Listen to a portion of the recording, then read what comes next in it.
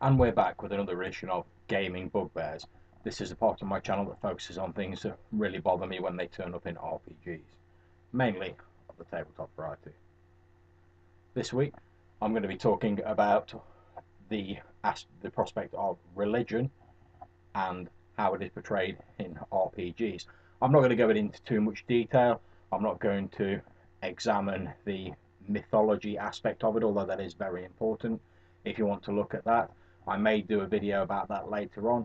If not, there's numerous other channels on the internet which have already done a sterling job of discussing this very topic, since RPGs and religion is a somewhat contentious topic that's been covered a number of times.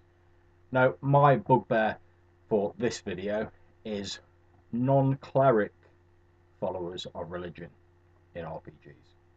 Now, we're all aware that anyone who plays a cleric, generally, unless you're really not putting any effort in, will have a fairly good idea of what their deity represents, the tenets that their deity follows, the sins which could cast them down from the path of righteousness and cause their god to turn their face away from them, denying them access to some of their divine power, or that could even throw them into the arms of their enemy, could cause them to become a heretic to their own religion.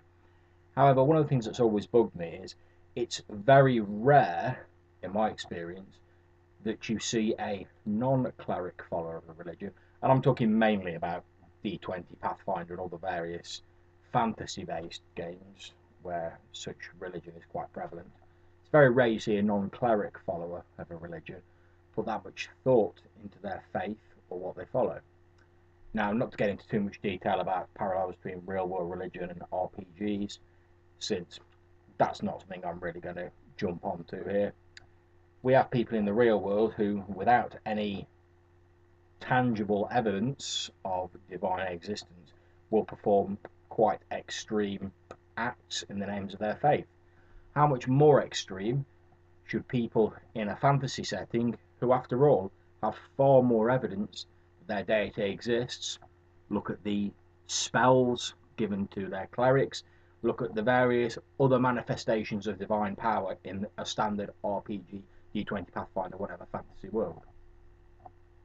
How much more extreme should their devotion be? How much more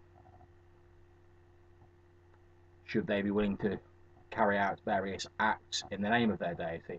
And yet, very often, unless a person is playing a cleric, there is little thought given to the religion that they follow and the tenets of their faith.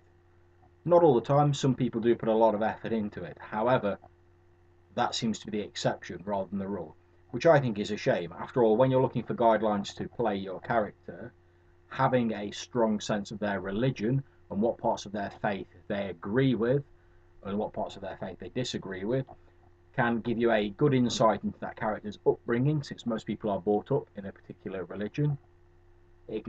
If they've diverged from their upbringing and have gone into another faith, this can also be a marvellous source of potential plot and potential roleplay hooks for your character. So let me know what you think, whether you think clerics should be the main religious focus of the game, or whether more individual characters, whether non-cleric characters, lay people as it were, should also have more of an idea of their character's religion. I look forward to reading what you think.